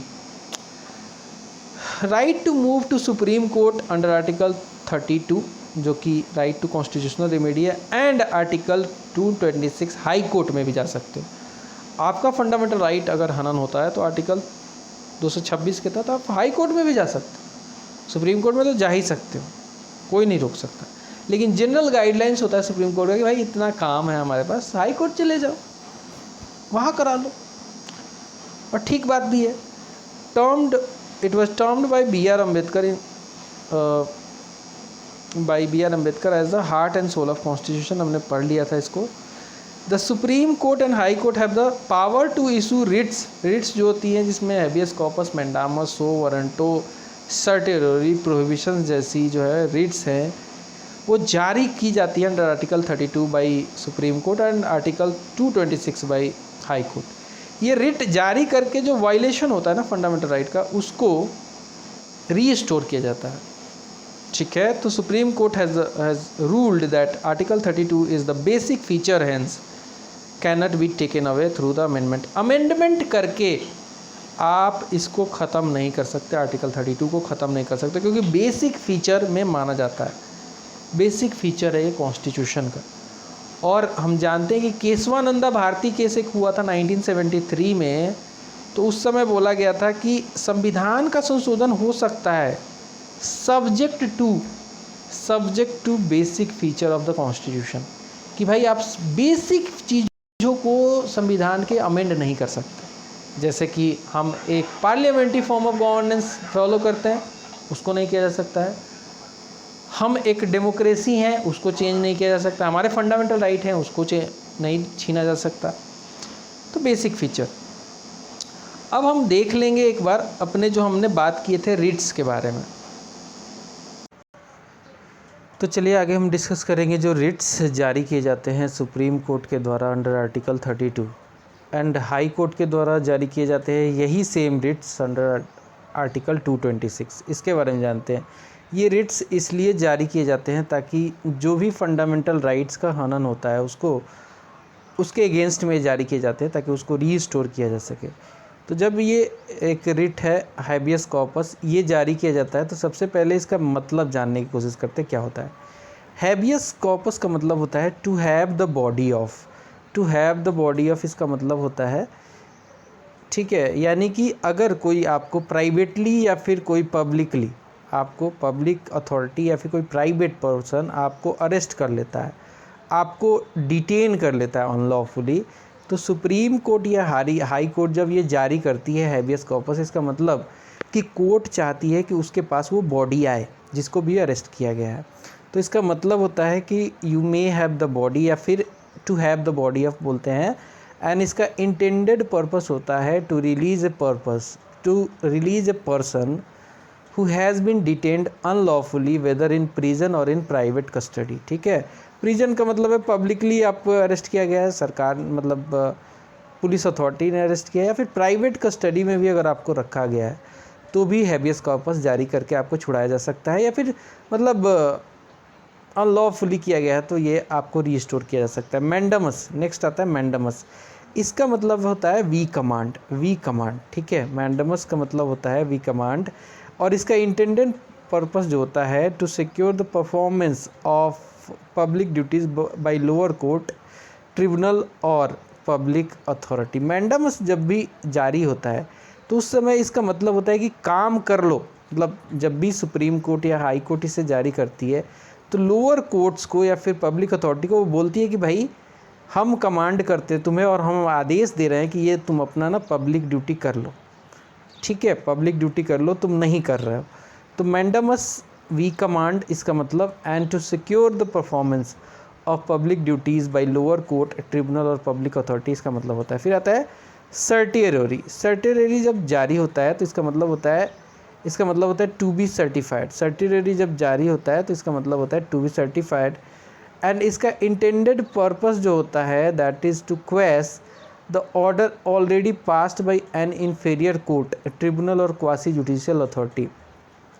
जब भी इसे कोई भी कोर्ट जैसे सुप्रीम कोर्ट या हाई कोर्ट जारी करती है सर्टियरी, तो वो इससे ये मतलब कहना चाहती है कि भाई किसी भी अगर inferior court, lower court, tribunal या फिर क्वासी जुडिशियल अथॉरिटी ने कुछ ऑर्डर पास किया है तो वो ठीक नहीं है, मुझे लगता है कि ठीक नहीं है, ऐसा ये सुप्रीम कोर्ट और हाई कोर्ट का मतलब होता है। एंड उसे वो जो है, ठीक है, उसे जो है वो क्वैश करने का पावर रखती है सर्टियरी के तहत। फिर आता है प्रोहिबिशन। अब मान लो कोई ऐसा इसका मतलब पहले देख लेते हैं। इसका मतलब होता है the act of stopping something. Prohibition का मतलब ही वही होता है कि भाई जब भी सुप्रीम कोर्ट या फिर हाई कोर्ट इसे जारी करती है तो वो कुछ ना कुछ कोई किसी भी चीज़ को स्टॉप करना चाहती है जो कि सही डायरेक्शन में नहीं हो रहा है या फिर सही अथॉरिटी के द्वारा नहीं हो रहा है, ठीक है, सही तरीके से नहीं हो रहा, सही अथॉरिटी तो छोड़ दो। इसका मतलब होता है कि to prohibit an inferior court, हमेशा याद रखिएगा इन्फीरियर कोर्ट के अगेंस्ट में ये जारी किया जाता है ताकि उसको प्रोहिबिट किया जा सके from continuing the proceedings in a particular case where it has no jurisdiction to try. ठीक है, कोई जुरिडिक्शन नहीं है इसको ट्राई करने का और फिर भी ट्राई कर रहा है। भाई उसको जुरिडिक्शन होगा किसी का, जुरिडिक्शन क्या होता है, काम करने का एक दायरा। अगर वो दायरे में काम नहीं कर रहा है, वो दायरे से हट के आगे जाके काम कर रहा है तो उसको प्रोहिबिट किया जा सकता है। फिर आता है सो वारंटो। सो वारंटो का मतलब होता है what is your authority. What is your authority मतलब किस अथॉरिटी से आप ये काम कर रहा है। एंड ये जब सुप्रीम कोर्ट या फिर हाई कोर्ट जारी करती है, इसका मतलब ये रिस्ट्रेन करना चाहती है a person from holding a public office to which he is not entitled. अब कई लोग ऐसे होते हैं जो कि पब्लिक ऑफिस में बैठ तो जाते हैं बट वो एंटाइटल्ड नहीं है, गलत तरीके से बैठे हैं। तो सुप्रीम कोर्ट या हाई कोर्ट जब जारी करती है तो कहती है भाई किस अथॉरिटी से तुम वहाँ बैठे हो, what is your authority. And the purpose, intended purpose is to restrain a person from holding a public office to which he is not entitled. Okay, इतना हमने देख लिया। नाउ और नेक्स्ट टॉपिक इज़ DPSP या फिर जिसे हम बड़े करके देखें तो directive principles of state policies को बोलते हैं। डायरेक्टिव प्रिंसिपल्स क्या है, सरकार को दिए गए निर्देश की भाई गाइडलाइंस कह सकते हैं। डायरेक्टिव प्रिंसिपल्स क्या होता है कि सरकार को किस दिशा में काम करना चाहिए। और ये डायरेक्टिव प्रिंसिपल जो है पार्ट 4 में रखा गया है संविधान में, ठीक है, अंडर आर्टिकल 36 से लेकर 51। So the directive principles of state policy are enumerated in part 4 of constitution from article 36 से लेकर 51 के बीच में इसको रखा गया है। The directive principle of state policy are enumerated in part 4 of the constitution from article 36 से लेकर 51 के बीच में रखा गया है। एंड बाबा साहब डॉक्टर BR अम्बेडकर ने डिस्क्राइब किया था इसको, these principles as noble feature of the constitution. Baba Saheb यानी कि BR अम्बेडकर साहब ने इसे डिस्क्राइब किया था that these principles are noble features of the constitution. Noble features of the constitution Baba Saheb ने कहा है। The directive principles of state policy along with fundamental rights contain the philosophy and soul of constitution. ठीक है, directive principle और fundamental right दोनों बहुत important है और दोनों के बीच में कॉन्ट्राडिक्शन भी होता है। कई बार DPSP लगाने के लिए फंडामेंटल राइट को वायलेट करना पड़ता है सरकार को ताकि इसको इम्प्लीमेंट किया जा सके, क्योंकि रिसोर्सेज तो लिमिटेड है। जैसे कि एक बार क्या हुआ था कि प्रॉपर्टी को हटाया गया फंडामेंटल राइट से, तो वो क्यों किया गया, ताकि DPSP लागू किया जा सके, क्योंकि उससे क्या है ना कि लैंड रिफॉर्म हो ही नहीं पा रहा था। सो DPSP जिसे कहते हैं directive principle of state policy along with fundamental rights, दोनों बहुत इंपॉर्टेंट है, इसीलिए इनको philosophy and soul of constitution कहा गया है। अब हम डीपीएसपी के कुछ फीचर्स देख लेते हैं। डीपीएसपी के फीचर्स क्या क्या हैं, ठीक है। Directive principle of state policy मैंने बताया था कि ये किस लिए क्या करता है, तो ये सरकार को गाइडलाइंस है कि भाई आपको क्या करना चाहिए, किस डायरेक्शन में काम करना चाहिए। और ये कोई एश्योरेबल या फिर कह सकते हैं ना कि इनफोर्सिएबल नहीं है कि आप कह दो कि भाई डीपीएसपी को लागू नहीं किया गया तो कोर्ट में चले जाओ। फंडामेंटल राइट की तरीके से ये इन्फोर्सिएबल इन द कोर्ट नहीं है, क्योंकि सरकार इसको कर भी सकती है, नहीं भी कर सकती है, depending upon the economic resources, ठीक है। चलिए फीचर देखेंगे। पहला फीचर कहता है these are constitutional instructions, definitely they are to the state in legislative, executive and administrative matter, ठीक है। स्टेट मतलब यहाँ पे कोई यूपी बिहार की बात नहीं की गई है, स्टेट मतलब यहाँ पे जिक्र हुआ है भारत का। So these are constitutional instructions दिए गए हैं स्टेट को, यानी कि नेशन को या फिर सरकार को कह सकते हैं, in legislative, executive and administrative matters में कि किस तरीके से आपको काम करना चाहिए। They resembles the instruments of instructions enumerated in the government of India act 1935।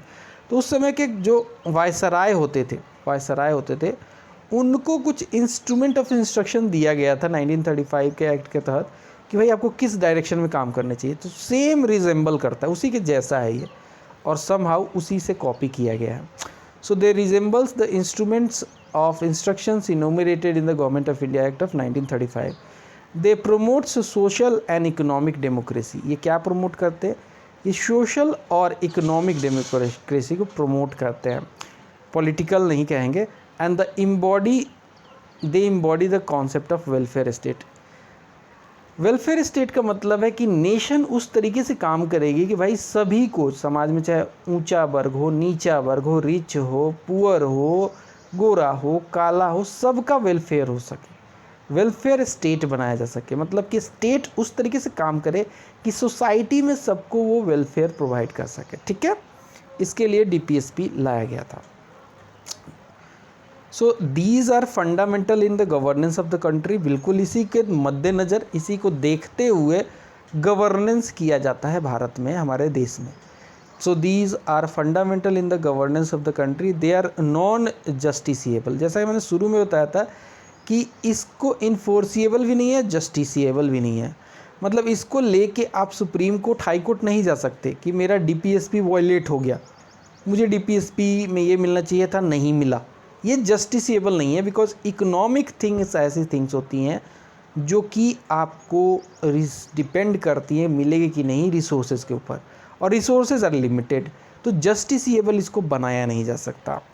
Now we will discuss some of the important DPSPs. They are number 1, state to secure a social order for the promotion of welfare of people. ये जो है article 38 का subject matter है। State को, यानी कि मतलब nation को ओवरऑल देखा जाए या फिर सरकार जो काम कर रही है उसको सिक्योर करना है social order for the promotion of welfare of the people. ये आर्टिकल 38 में लिखा गया। आर्टिकल 40 अगेन इम्पॉर्टेंट है, ये गांधीयन प्रिंसिपल पे भी डिपेंडेंट है। आर्टिकल 40 यानी कि organisation of village panchayats. Gandhi ji कहते थे कि भाई governance, everything should start from the bottom, top से नहीं होना चाहिए, विलेज से स्टार्ट होना चाहिए। Village panchayat, organisation of village panchayat, article 40 Gandhian principle. फिर आता है article 41, to secure the right to work, education and public assistance in cases of unemployment, old age etcetera. कि भाई सोशल कैरेक्टरिस्टिक्स को ये दिखाता है कि हम कितने अपने सोसाइटी के जो कि मतलब ध्यान रखते हैं कि भाई राइट टू वर्क देंगे, हम सबको काम करने का अधिकार मिलेगा, ज़्यादा से ज़्यादा एम्प्लॉयमेंट की अपॉर्चुनिटी देंगे, एजुकेशन देंगे, लोग एजुकेटेड रहेंगे तो बढ़िया कमाएंगे, पब्लिक असिस्टेंस दिया जाएगा in the cases of unemployment. मान लो कि किसी तरीके से लोगों को एम्प्लॉयमेंट नहीं दी गई तो बेरोज़गारी भत्ता देंगे, मतलब पब्लिक असिस्टेंस दिया जाएगा, ओल्ड एज को भी दिया जाएगा। ये आर्टिकल 41 का सब्जेक्ट मैटर है। ये सब गाइडलाइंस है और सरकार इसी के हिसाब से काम करती है। नेक्स्ट है uniform civil code for citizens. Article 44 का मैटर है लिखे, लेकिन भारत में अभी तक लागू नहीं हो पाया है। कुछ लोग हिंदू बोर्ड के तहत, हिंदू एक्ट के तहत चलते हैं, हिंदू सक्सेशन एक्ट जैसे कि एक अच्छा एग्जाम्पल है वो, कि प्रॉपर्टी आप कैसे डिवीज़न होगा आपके हायर्स में वो बताता है। वैसे ही बहुत सारा जो है गवर्नेंस जो है मुस्लिमों का मुस्लिम बोर्ड के हिसाब से होता है। तो सबके लिए समान संहिता नहीं है अभी तक भारत में, होनी चाहिए वो अलग बात है, गाइडलाइंस भी है सरकार के लिए, बट ये अभी तक लागू नहीं हो पाया। आर्टिकल 44 बहुत डिबेटेड टॉपिक है। फिर आता है article 46, promotion of educational and economic interest of schedule caste, schedule tribe and other weaker sections. Promotion of educational and economic interest of schedule caste, schedule tribe and weaker section, ये article 46 का subject matter है। ठीक है, promotion of educational and economic interest of schedule caste, schedule tribe and weaker section, article 46। Schedule caste के लिए भी आप कुछ ना कुछ एजुकेशनली कीजिए, इकोनॉमिक इंटरेस्ट को देखते हुए उसके लिए कदम बढ़ाइए, शेड्यूल ट्राइब के लिए भी और वीकर सेक्शन के लिए। आर्टिकल 50 कहता है सेपरेट जुडिशरी फ्रॉम एग्जीक्यूटिव। ये देखो डीपीएसपी है, बहुत इंपॉर्टेंट है। जुडिशरी को एग्जीक्यूटिव के साथ मिला के नहीं रखा जा सकता है, वरना जुडिशरी बायस्ड हो जाएगी। तो इसलिए इंडिपेंडेंट जुडिशरी बनाना और उसको एग्जीक्यूटिव से अलग रखना बहुत ज़रूरी है, ताकि जुडिशरी ये चेक कर सके कि भाई executive in consonance with the constitutional provision काम कर रही है कि नहीं कर रही है। अगर वो इन कॉन्सोनेंट विद द नहीं कर रही है, in accordance with the constitutional provision काम नहीं कर रही है, तो सुप्रीम कोर्ट जो भी काम कर रही है उसे वो रोक सकती है, नल एंड वॉइड कर सकती है। कोई एक्ट बना रही है तो बना दी है तो। फिर आता है आर्टिकल 51। आर्टिकल 51 का सब्जेक्ट मैटर है promotion of international peace and security. ये आर्टिकल बहुत इंपॉर्टेंट है, बार बार आपके एग्ज़ाम में पूछा जाता है कि भाई भारत हमेशा ये प्रयास करता है कि इंटरनेशनल पीस एंड सिक्योरिटी बना रहे, इसके लिए बहुत सारे कदम उठाता है। भारत पीसफुल इन्वायरमेंट में जीना चाहता है, भारत दूसरे देशों के साथ एक अच्छा संबंध इंटरनेशनल पीस के लिए काम करना चाहता है। ये आर्टिकल 51 में मैटर है। अब आता है कुछ फंडामेंटल राइट और डायरेक्टिव प्रिंसिपल के बीच में जो डिफरेंसेस है उनको एक जगह कंपेयर किया गया है, उसको देख लेते हैं फंडामेंटल राइट और डीपीएसपी के बीच में। सो फंडामेंटल राइट जो है वो हम जानते हैं कि they are negative and they prohibit the state from doing certain things. ठीक है, फंडामेंटल राइट क्या है, नेगेटिव नेचर के। नेगेटिव नेचर के कहने का मतलब ये नहीं कि फंडामेंटल राइट गलत है, ये नहीं है। सरकार के लिए नेगेटिव नेचर का है। क्यों? क्योंकि सरकार को ये प्रोहिबिट करता है समथिंग, अगर आप ऐसा करें सरकार की, उससे जो है लोगों का फंडामेंटल राइट छीन जाए, तो ये प्रोहिबिट करता है वो काम करने से सरकार को, जो कि अगर हो गया तो उससे किसी का फंडामेंटल राइट जो है वॉयलेट हो सकता है। सो ये नेगेटिव नेचर का है। वही डीपीएसपी क्या है, पॉजिटिव नेचर का है। ये बताता है कि भाई आपको सर्टेन काम करना चाहिए, गाइडलाइंस है सरकार के लिए। So these are positive as they require the state to do certain things. इसके अलावा दूसरी डिफरेंस देखेंगे दोनों के बीच में, तो fundamental right are justiciable nature, मतलब कि इसको लेकर आप कोर्ट में जा सकते हो, कोर्ट में ये लीगली इन्फोर्सिएबल है अगर आपका वॉयलेशन होता है फंडामेंटल राइट का। तो अंडर आर्टिकल 32 आप राइट टू कॉन्स्टिट्यूशनल रिमेडी के तहत सुप्रीम कोर्ट जा सकते हो, या फिर अंडर आर्टिकल 226 आप हाई कोर्ट जा सकते हो। ठीक है, हैबियस कॉर्पस और मैंडामस सर्टेरी प्रोहिबिशन सो वारंटो जैसे कोई केस देखते हुए रिट जारी करके इसे रीस्टोर कराया जाता है। So they are justiciable nature, मतलब ये है कि they are legally enforceable by the courts in their violation. वही अगर बात करें डीपीएसपी की, तो ये नॉन जस्टिसिएबल है। जस्टिस इसका वायलेशन होता है तो आपको जस्टिस नहीं मिलेगा, गारंटी नहीं है। नॉन जस्टिसिएबल है, मतलब they are not legally enforceable by the courts in their violation. तो आप इसको क्लेम नहीं कर सकते कि मेरा जो है डीपीएसपी का वायलेशन हो गया। बोला गया था आर्टिकल, आप कह दो कि 41 में कि राइट टू वर्क होगा, या फिर 40 में कि भाई विलेज पंचायत ऑर्गेनाइज होगा, हालांकि हो रहा है मैक्सिमम जगह पे, लेकिन आप इसको लेके कोर्ट नहीं जा सकते। नंबर 3 जो डिफरेंस है फंडामेंटल राइट और डायरेक्टिव प्रिंसिपल में, that the fundamental right aim at establishing political democracy in country. Fundamental right आपको मिलता है तो मतलब आपको ये मिलता है कि आप चुनाव लड़ सकते हो। ठीक है, किसी भी कोई सा भी चुनाव है वो आप लड़ सकते हो, कोई प्रोहिबिट नहीं कर सकता है। आप वोट दे सकते हो, ये आपका फंडामेंटल राइट है। ठीक है, तो ये क्या है, एक पॉलिटिकल डेमोक्रेसी जो है आपको इस्टेब्लिश करके देता है, जहाँ पे इक्वालिटी तमाम चीज़ें आपको मिलती हैं। वही अगर डायरेक्टिव प्रिंसिपल की देखें तो ये कोशिश करता है, एम करता है, हालांकि पूरा करे ना करे कोई गारंटी नहीं है। So directive principle aim at establishing social and economic democracy in the country. वही बात करें अगर फिर से अगला वाला डिफरेंस, तो जो फंडामेंटल राइट है दीज हैव लीगल सैंक्शंस, इसके लीगल सैंक्शंस हैं, मतलब कि भाई ठीक है, इसको आप वायलेशन होता है तो कोर्ट में जा सकते हो, लीगल सैंक्शन, ठीक है, आप लीगली कानून का दरवाज़ा खटखटा सकते हो। वही अगर डायरेक्टिव प्रिंसिपल की बात करें, so these have moral and political sanctions, ठीक है। मोरली अगर और पॉलिटिकली विल पे के ऊपर डिपेंड करता है कि डीपीएसपी लागू होगा कि नहीं होगा। पॉलिटिकल जो पार्टी है उस समय वो कोई डीपीएसपी को लागू करेगी कि नहीं, वो डिपेंड करता है, ठीक है। तो डीपीएसपी जो है इसका जो है पॉलिटिकल और मोरल सैंक्शन है। वही अगर बात करें फंडामेंटल राइट का तो इसका लीगल सैंक्शंस होता है। फिर आता है अगला डिफरेंस देखेंगे। सो फंडामेंटल राइट में दे promote the welfare of individual. यहाँ पे किसी का भी अगर फंडामेंटल राइट क्या है, वो आपको सिक्योर करता है कि आपको सर्टेन जो है राइट्स मिलने चाहिए जो कि बेसिक नेचर के हैं। तो आपको क्या है, वेलफेयर ऑफ इंडिविजुअल देखता है वो। Hence they are personal and individualistic. कोई भी बंदे का अगर फंडामेंटल राइट वायलेट होता है तो वो जा सकता है, कोर्ट जा सकता है, तो इंडिविजुअलिस्टिक है ये। वही अगर बात करें हम डीपीएसपी की, so they promote the welfare of community as a whole.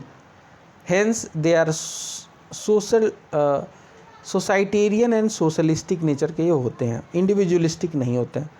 फिर अगला आता है that the court are bound to declare a law violative of any of the fundamental rights as unconstitutional and invalid. The courts are bound to declare a law violative of any of the fundamental rights as unconstitutional and invalid।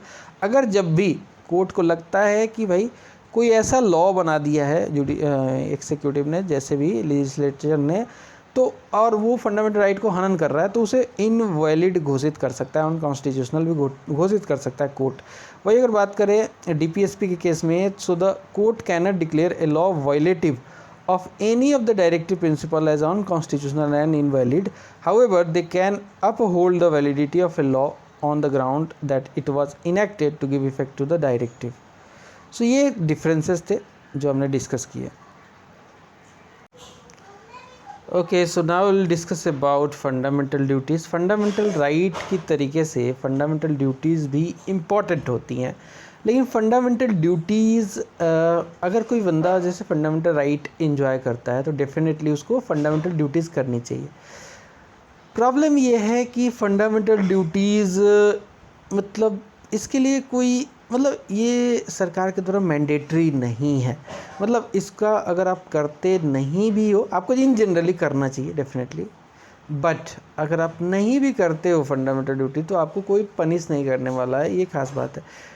हाँ, ये suggestion हमेशा रहती है कि जब अगर आप एक देश में रहते हो, नागरिक हो, फुल फ्लेज्ड नागरिक हो और फंडामेंटल राइट्स का यूज़ करते हो, उसका पूरा इन्जॉयमेंट करते हो, तो फंडामेंटल ड्यूटी आपकी बनती है देश की तरफ करना चाहिए। So the fundamental duties are obligations of all citizens to help and promote a spirit of patriotism and to uphold the unity of India. समझ रहे हो, ये ऑब्लिगेशन आपको करना ही चाहिए। ओरिजिनली कॉन्स्टिट्यूशन में फंडामेंटल ड्यूटीज़ नहीं थे। एक स्वर्ण सिंह कमेटी बनाई गई थी, स्वर्ण सिंह कमेटी बोलते हैं। उन्होंने सजेस्ट किया था on the basis of, actually ये लिया गया था कहाँ से, ऑस्ट्रेल यूएसएसआर से लिया गया था। उसको स्टडी करके उन्होंने सजेस्ट किया कि भारत के लिए भी फंडामेंटल ड्यूटीज़ होनी चाहिए। So originally constitution did not contain fundamental duties. In 1976 the FDs, fundamental duties of citizens, were added by 42nd constitutional amendment act। हमेशा याद रखिएगा कौन से अमेंडमेंट एक्ट के द्वारा इसको भारत के संविधान में जोड़ा गया, वो था 42nd constitutional amendment act of 1976। किसके रिकमेंडेशन पे, तो स्वर्ण सिंह कमेटी के रिकमेंडेशन पे। ओरिजिनली 10 फंडामेंटल ड्यूटीज़ थे, they were added 10 fundamental duties were added in 2002। One more duty was added through 86th amendment. ठीक है, 2002 में एक और ड्यूटी ऐड कर दी गई 86th अमेंडमेंट के द्वारा। ओरिजिनली 10 ही हुआ करती थी, ओरिजिनली 10 ही हुआ करती थी, बट एक और फंडामेंटल ड्यूटी ऐड कर दी गई 86th अमेंडमेंट के द्वारा 2002 में। Now will see list of fundamental duties. List of fundamental duties देखेंगे कि वो जो फंडामेंटल ड्यूटी हमने बात करी 11 हैं, ओरिजिनली 10 थे और अब 11 हो गई हैं, तो वो फंडामेंटल ड्यूटीज़ क्या क्या हैं। सवाल पूछ देता है, ऑप्शन दे देता है, उसमें पूछ लेता है कि भाई कौन सा फंडामेंटल ड्यूटी नहीं है। 3 ऐसा रहेगा जो फंडामेंटल ड्यूटी होगा, चौथा ऐसा नहीं होगा। सो नंबर देखते हैं। अकॉर्डिंग टू आर्टिकल 51A जो है, जो कि फंडामेंटल ड्यूटी को डील करता है, और ये एडिशनल आर्टिकल संशोधन के बाद ऐड किया गया था। आर्टिकल एक ही है फंडामेंटल ड्यूटी को जो डील करता है, वो आर्टिकल 51A है। एंड ये कहता है कि it shall be the duty of every citizen of India. Every citizen of India की क्या क्या ड्यूटीज़ होनी चाहिए बताता है। नंबर 1 कहता है कि भाई हमें अपने कॉन्स्टिट्यूशन के हिसाब से काम करना चाहिए, उसको एबाइड बाई करना चाहिए। So to abide by constitution and respect its ideals and institutions, the national flag and national anthem also. ठीक है, हमें एबाइड बाई करना चाहिए अपने कॉन्स्टिट्यूशन का और रिस्पेक्ट करना चाहिए कॉन्स्टिट्यूशन के जो आइडियल्स हैं, जैसे लिबर्टी, डेफिनेटली इंटीग्रिटी, सेकुलरिज्म, तमाम एंड इंस्टीट्यूशंस को हमें जो है अबाइड बाई करना चाहिए। एंड हमें रिस्पेक्ट करना चाहिए नेशनल फ्लैग का और नेशनल एंथम का। नेक्स्ट जो ड्यूटी कहता है ये, वो कहता है कि to cherish and follow the noble ideals that inspire the national struggle for freedom. देखिए, हमें आज़ादी इतनी आसानी से नहीं मिली, काफ़ी लंबा स्ट्रगल चला। तो वो जो स्ट्रगल चला, जिस बेसिस पे, जिन आइडियल्स पे वो मूव करा, जिससे कि हमारा national struggle for freedom inspired था, उसको हमें चेरिश करना चाहिए, उसको हमें फॉलो करना चाहिए। नेक्स्ट है to uphold the and protect the sovereignty, unity and integrity of India. Bharat की, देखिए प्रियम्बल में भी देखेंगे तो सोवेनिटी, यूनिटी, इंटीग्रिटी की चर्चा की गई है। सोवेनिटी और इंटीग्रिटी तो 42nd अमेंडमेंट के बाद ही जोड़ा गया था।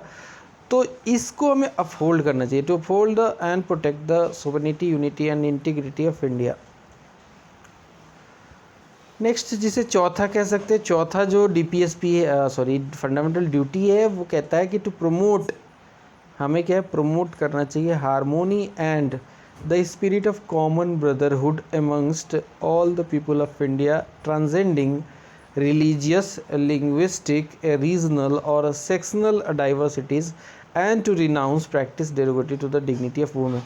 कोई भी ऐसा काम हमें नहीं करना है जो कि वुमेन की डिग्निटी को जो है डेरोगेट करे, उसका जो है हनन करे, उसके मतलब घिनौना काम नहीं करना है। Staring at women and making pictures nude of somebody, some woman, these are the derogatory practices we should not do. We should treat women as a woman, the beautiful creature, ठीक है। we should not do anything which is derogatory to the dignity of women, and also we should maintain or promote harmony and spirit of common brotherhood। कि भाईचारा बना के रखो भाई, चाहे कोई भी रिलीजन का बंदा हो, हिंदू, मुस्लिम, सिख, ईसाई, सब भाईचारा से रहें। लिंग्विस्टिक, रीजनल, किसी भी तरीके की डाइवर्सिटी है, वो डाइवर्सिटी हमारी जो है यूनिटी का काम करती है, यूनिटी इन डाइवर्सिटी, तो उसको मेंटेन करना चाहिए। डाइवर्सिटी का मतलब ये नहीं कि भाई अलग है वो, बिल्कुल। नेक्स्ट है to defend the country and render national service when called upon to do so. अगर आपके देश पे आक्रमण हो जाता है किसी भी तरीके से, ठीक है, तो आपको नेशनल सर्विस देना चाहिए, मतलब नेशन के लिए काम करना चाहिए। और जब मैं नेशनल सर्विस कहता हूँ तो खाली मिलिट्री नहीं आती है उसमें कि भाई देश के लिए लड़ने चले गए, मिलिट्री में भर्ती हो गए। नेशनल सर्विस बहुत बड़ी टर्म है। आप किसी भी तरीके से नेशन को डिफेंड करते हो, किसी भी तरीके से नेशन को अपग्रेड करते हो, नेशनल सर्विस होता है। So to defend the country and render national service when called upon to do so is one of the duty, fundamental duty. Next कहता है to value and preserve the rich heritage of country's composite culture. अब देखो यहाँ पे single culture की बात नहीं की गई है, या फिर खाली कल्चर नहीं लिखा गया, कंपोजिट कल्चर, मतलब कि कल्चर जो हमारा है, वो कल्चर कहाँ से बनता है, लोगों से बनता है। लोग डाइवर्सिफाइड हैं, कोई हिंदू है, मुस्लिम है, सिख है, रिच है, पुअर है, कास्ट की डाइवर्सिटी है, सबके कल्चर, कंपोजिट कल्चर को प्रिजर्व करना, उसको वैल्यू करना, वो हमारा ड्यूटी है। नेक्स्ट ड्यूटी कहता है to protect and improve the natural environment including forest, lakes, rivers, wild life and to have compassion for living creatures. Living creatures का मतलब है भाई जीव जंतु, ठीक है, किसी भी तरीके के हो, छोटे से छोटा जीव जंतु हो, कोरल्स ही क्यों ना हो, फिश ही क्यों ना हो, तो उनको देख के कंपैशन होना चाहिए हमारे हृदय में, उनके लिए सद्भावना, उनके लिए सहानुभूति जिसे कहते हैं होना चाहिए। है नहीं कि हम अपने लिविंग क्रिएचर्स को ही मारने लग गए। So we should protect and improve the natural environment including forest, lakes, rivers, wild life को तो करना ही करना चाहिए, and also to have compassion for living creatures. Next one is to develop scientific temper. हमारे अंदर, हमारे दिमाग के अंदर साइंटिफिक भावना आनी चाहिए, साइंटिफिक टेम्पर होना चाहिए हमारे अंदर, कि वह साइंटिफिकली सोच सके। हमारे अंदर जो है नेचर ऑफ इंक्वायरी होनी चाहिए।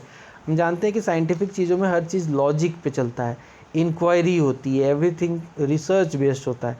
तो उस तरीके का जो है सोच बनाना चाहिए। Humanism and spirit of inquiry and reform यहाँ पे दे ही दिया। नेक्स्ट आता है 9th नंबर, देख सकते हैं कि to safeguard public property and to do and to एड्योर वायलेंस। हमें जो है ना, कई बार हम देखते हैं कि हम अपनी पब्लिक प्रॉपर्टी, जैसे किसी भी तरीके से पार्क है, सड़क है, रेलवे है, किसी भी तरीके की पब्लिक प्रॉपर्टी है, उसको हम कई बार ना मिसयूज़ कर देते हैं। यार चलो सरकारी है, पार्क में गए कहीं भी थूक दिया, कहीं भी कोई कुर्सी रखी है उसको हिला दिया, तोड़ दिया, रेलवे की प्रॉपर्टी डैमेज कर दी, सरकारी बसों को कैसे भी यूज़ कर दिया, गंदा कर दिया, कुछ फेंक दिया। तो इस तरीके से नहीं करना चाहिए। We should safeguard actually, क्योंकि पब्लिक प्रॉपर्टी ऐसी प्रॉपर्टी होती है कि आपकी और हमारी है, उसे सेफ गार्ड्स करना सबकी ड्यूटी होनी चाहिए। एंड टू एड्योर वायलेंस, वायलेंस हमें छोड़ना है हर तरीके का। नेक्स्ट कहता है टू स्ट्राइव, हमारे अंदर भूख होनी चाहिए, to strive towards excellence in all sphere of individual and collective activity so that the nation constantly rises to higher levels of endeavour and achievement. Definitely अगर हम एक्सेलेंस के लिए काम करेंगे, बोलता है ना 3 इडियट में कि सक्सेस के पीछे मत भागो, सक्सेस के पीछे मत भागो, एक्सेलेंस के पीछे भागो, सक्सेस झक मार के तुम्हारे पास आएगी। तो बात सही है। एक्सेलेंस, आप जिस भी फील्ड में काम करते हो एक्सेलेंस लाओ। एक्सेलेंस क्या होता है कि आप जो भी कर रहे हो उसको इतना इम्प्रूव कर दो कि आप उसमें एक्सेलेंट हो जाओ, ठीक है। So to strive towards excellence in all spheres of individual and collective activity so that the nation constantly rises to higher levels of endeavour and achievement. आखिरी देख लेंगे, टू प्रोवाइड अपॉर्चुनिटीज़ फॉर, ये बाद में 86वां संशोधन 2002 में हुआ था, उसके बाद ही ऐड किया गया था, that to provide opportunities for education to his और हिज चाइल्ड और वार्ड बिटवीन। ये पेरेंट्स के लिए गाइडलाइंस है कि आपकी ड्यूटी है भाई, आप पेरेंट हैं तो आप अपने चाइल्ड का, वार्ड का जो है 6 से 14 साल का अगर है बच्चा, तो सारा एफर्ट डालिए, आपकी ड्यूटी है कि उसको एजुकेशन आप प्रोवाइड कराएं।